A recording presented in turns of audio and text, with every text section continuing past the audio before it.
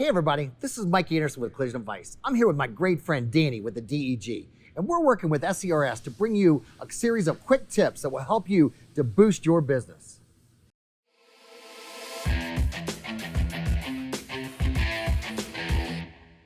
Today we're going to talk a little bit about accounting from a collision repair perspective. Now I know accounting is not as exciting as estimating tips, and I get that, but you know what? They have a place in our business. You know, when it comes to accounting, there are some very specific things that collision repairers need to know.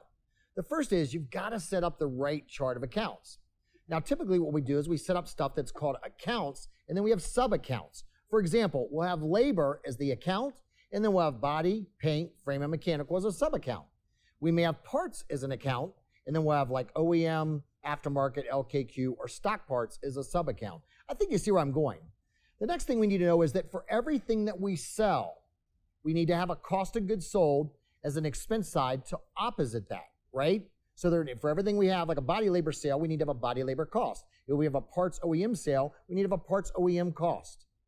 Here's the next tip. We need to make sure that we have things mapped properly from our management system to our accounting system. You know, there's a statement that I've heard around the industry forever that says junk in, junk out. Right? If we have junk coming over from the management system, it's not accurate, then our accounting's never going to be accurate. You know, one of the things that a lot of business owners don't realize is the purpose of a profit and loss. The purpose of a profit and loss is, number one, to examine it to see where you're making money. Number two, to examine it to see where you might be losing money. And examine it, number three, to see where we're not maximizing our profits. You see, you might be making, for example, 24% gross profit on parts, but maybe it should be closer to 30. So we need to make sure we're maximizing our profits. And that's where making sure that your management system is mapped to your accounting system is really, really important. The next accounting tip is that you need to adjust your work in process. Work in process is any money that you've paid out on a job that is still open at the end of the month, meaning it hasn't been delivered or closed. For example, let's say that I have a vehicle that I'm fixing and I've paid my technician some labor on it and there was a tow bill on it and I paid for some parts. Well, if that job's not closed out at the end of the month, I have an expense and I don't have a sale, and it may show me that I lost money or didn't maximize my profits. That's not really accurate. So what we do is we print a report out of our management system that tells us this is the money we paid out on jobs that weren't closed. And then what you do is you do what's called a journal entry on your profit and loss as well as your balance sheet. Now, this may be freaking a little people out or a few people out. Don't worry, there's lots of great resources out there for that. Right? You know, if you go to AMI, the Automotive Management Institute, they actually have e-learning modules that talk about WIP adjustments.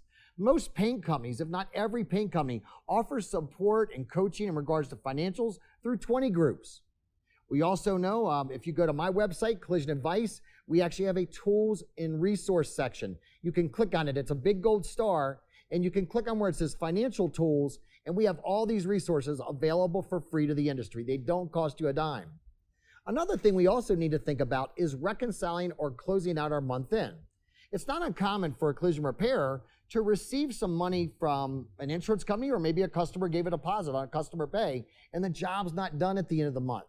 Well, what happens is that actually goes from our management system to our accounting system as a negative receivable because it's money we received on an open job.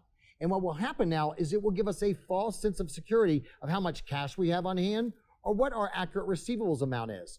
So most, if not all, management systems will give you the ability, in CCC1, Mitchell's Repair Center, Summit, ProfitNet, Nexius, they all give you the ability to actually take and print a report out showing you monies received. It's often referred to as a prepayment report, so you can do an adjustment on your balance sheet. Again, not sure that you know how to do that. Again, AMI has e-learning modules. You know what? You can even contact us at Collision Advice. We will offer, and we have always offered, a free financial analysis to anyone that wants us to examine their financials. So ladies and gentlemen, I know accounting may not be exciting, but I'll tell you what, at the end of the day, it's how we pay our bills. So don't delay, check your financials out today. Thanks for joining us.